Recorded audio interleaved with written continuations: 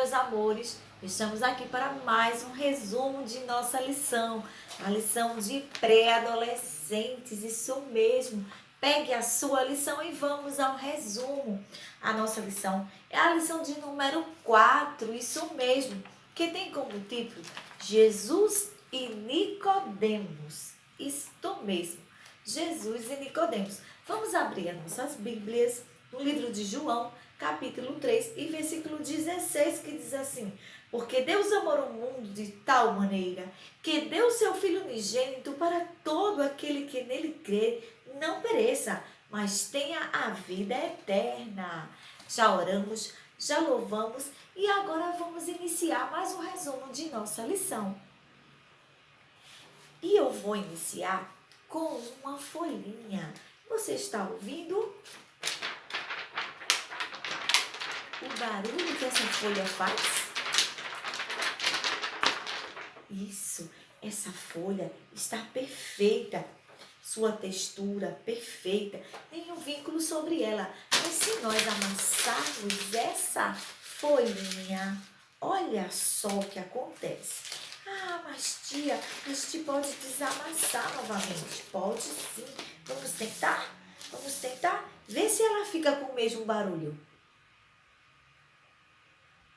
Não fica com o mesmo barulho. Até está aqui, ó, uma folha perfeita. Nem tirei nenhum pedacinho dela. Mas, ó, depois de amassada, cadê o barulho? Nenhum. E com isso, nós vamos aprender uma grande lição. A gente aprende que é assim na nossa vida. Nascemos, né, perfeitamente, ó. Olha ela novinha. Nascemos assim, perfeito, agradando ao Senhor, inocente, mas à medida que vamos crescendo, vamos, ó, nos deixando, ó, porque a Bíblia diz que todos pecaram e destituídos estão da glória de Deus. Às vezes a gente comete várias coisas que desagradam a Deus, não é? E aí vamos perdendo a essência de Deus dentro de nós. E é necessário que a gente, ó, entregue a nossa vida ao Senhor para que Jesus nos dê um novo recomeço. Ele vai tirando, ó, as preguinhas, aquilo que não agrada ao Senhor e vai nos fazendo novamente, vai moldando a nossa vida. E aí a gente aprende com a história do Nicodemos, que Nicodemos, gente, ele era um homem, muito provavelmente um homem rico, né? Ele vivia lá em Jerusalém.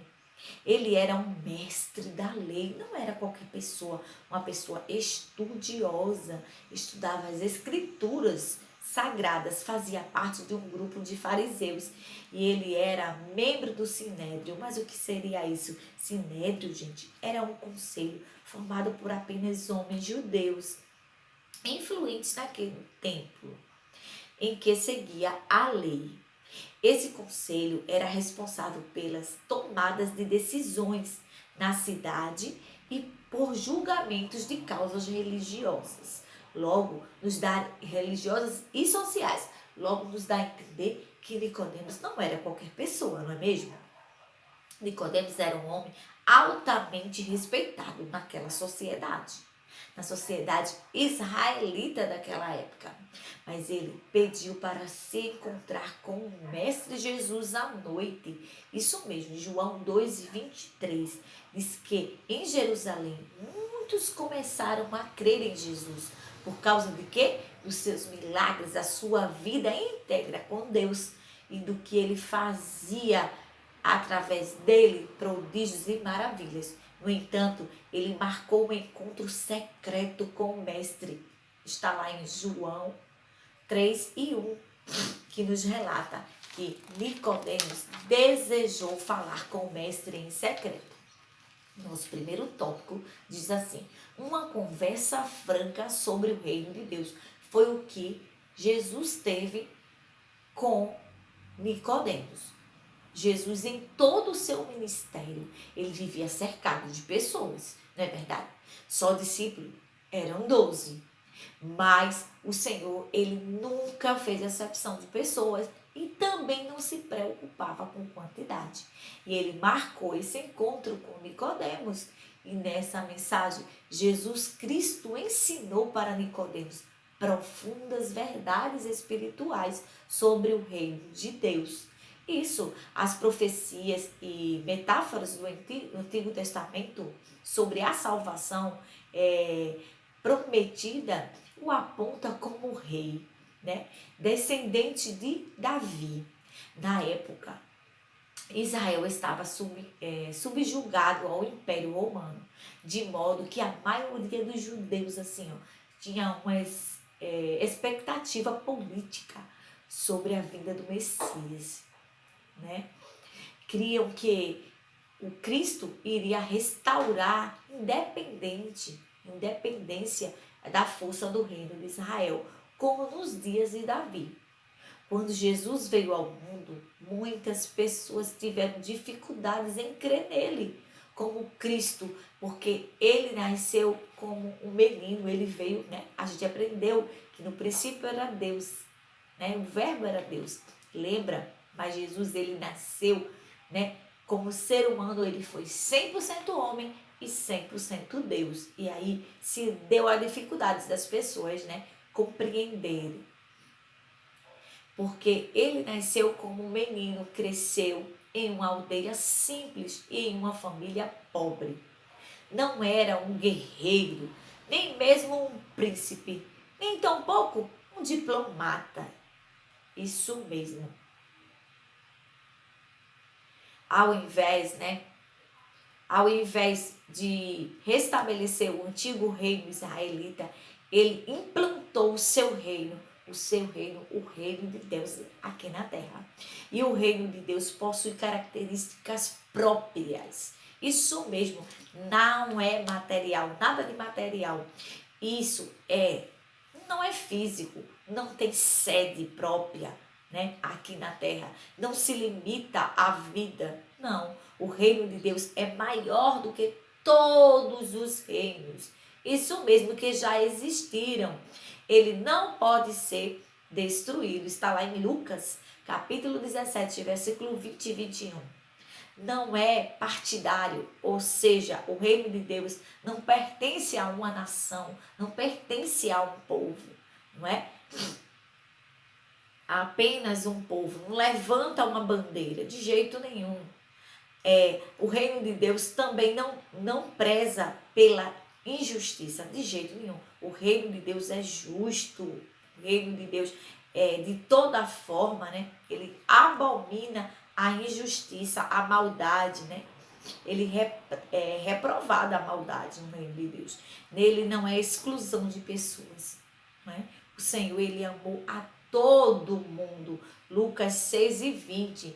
E sobre o novo nascimento foi o que Jesus falou com Nicodemos naquele diálogo. Jesus afirma ao Senhor que isso é verdade. Ninguém pode entrar no reino de Deus se não nascer da água e do Espírito. João 3:5. Nicodemos era engajado com as causas israelitas. Certamente, né, praticava clamores pela restauração de Israel. Ele tinha uma expectativa da chegada do reino. Jesus respondeu às questões de sua alma, que lhe intrigava com ele, expandindo a sua revelação.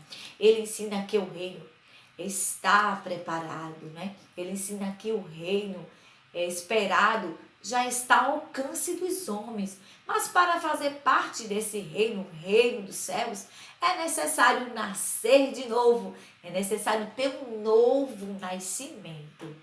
Tal ensinamento deixou o mestre confuso.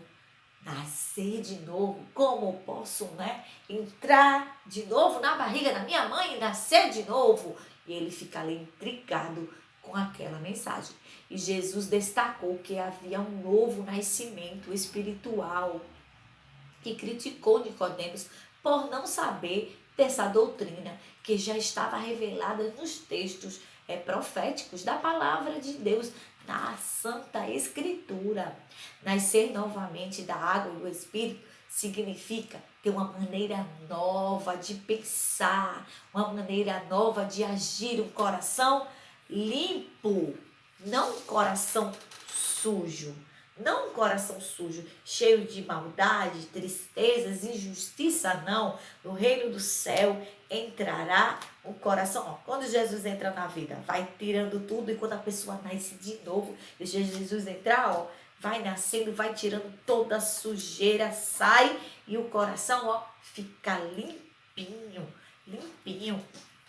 Então, era isso que Jesus queria que Nicodemos aprendesse e fizesse. Somente a partir desse processo uma pessoa pode experimentar o reino de Deus. Só se ele nascer de novo da água e do Espírito. E o nosso segundo tópico diz assim: Deus amou o mundo tanto que entregou o seu Filho. Então, a gente leu que o Senhor Jesus entregou o seu Filho unigênito para todo aquele que nele crê não pereça, mas tenha a vida eterna. E para ter essa vida eterna, herdar o reino do céu, é necessário nascer de novo, é necessário aceitar Jesus como único e suficiente Salvador, Jesus Cristo. Pois é, Nicodemos e os hebreus em geral eram e viviam esperando a redenção dos judeus. E Jesus já dizia, né, já anunciava ali, o plano de Deus foi muito maior, enviando o seu Filho não só para um critério de uma pessoa, mas para todo mundo, não só para um povo, de jeito nenhum. O Senhor é grande e fez com que todos tivessem a oportunidade de nascer de novo. Todos os homens estão na mesma condição. Por quê? Porque todos pecaram e destituídos estão no reino de Deus. E Deus, ele é justo, é verdade. O reino de Deus tornou-se acessível por causa da iniciativa de Deus quando ele enviou Jesus. Então, o amor de Deus e a sua vontade é que todos sejam salvos, né? Pela graça, pelo reconhecimento que Jesus é o único Senhor e Salvador, né? Esse favor que ele nos fez imerecido, porque nós não merecemos, mas o Senhor nos alcançou, ele nos amou primeiro.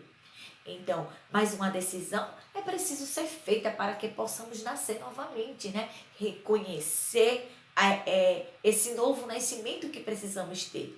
Então, é necessário que o novo nascimento pode acontecer quando o ser humano abre esse coração para Deus e o aceita como único e suficiente Salvador. Então aí ele tem a chance de nascer de novo, né? E herdar o reino do céu, o seu nome escrito no livro da vida. Louvado seja o nome do Senhor. Ele, pelo meio, Jesus é o único meio pelo qual o Espírito Santo opera, né, em nossos corações e nos gera o arrependimento, né? E aí é a regeneração interior da nossa vida com Cristo, onde o pecado ele é abolido, né?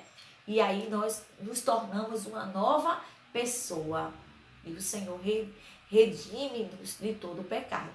A Bíblia não registra, né, que naquela noite Nicodemos ele tenha reconhecido isso depois que ele compreendeu o que Jesus queria dizer, novo nascimento, né? Mas sabemos na ocasião da morte de Jesus que Nicodemos juntou-se a José de Arimateia, né? Outro importante homem de Jerusalém, e juntos eles pediram autorização para o Pilatos, né? Para que eles fossem pegar o corpo de Cristo, usando cerca de 35 quilos de óleos e especiarias. Eles prepararam o corpo de Jesus e o enterraram com dignidade, com honra, e em um túmulo novo que não tinha sido usado mais por ninguém. Então, é o registro que nós temos sobre o Nicodemos. O que é necessário fazer para que o ser humano seja salvo? Eu acredito que você sabe dessa pergunta, né? O que seria necessário fazer para sermos salvos? Crer no Senhor Jesus como único e suficiente Salvador. Então, que o Senhor Jesus aplique esta palavra em nossos corações. Terminamos mais um resumo de hoje e que possamos estar sempre ligado na videira que é Jesus. Amém, meus amores? Faça um desafio para você. Olha só, você vai construir este papelzinho assim, ó. Porque Deus amou, aí você vai botar o nome de um amigo, tanto que deu o seu único filho para que, aí bota o nome dele novamente, não morra, mas tenha a vida eterna. Então, esse é um desafio que eu faço para você. Você bota o nome de alguém que é seu amigo, que é seu primo, que é alguém que você ama muito e que você deseja falar do amor de Deus para ele, falar do amor de Deus para ela, e manda essa mensagem.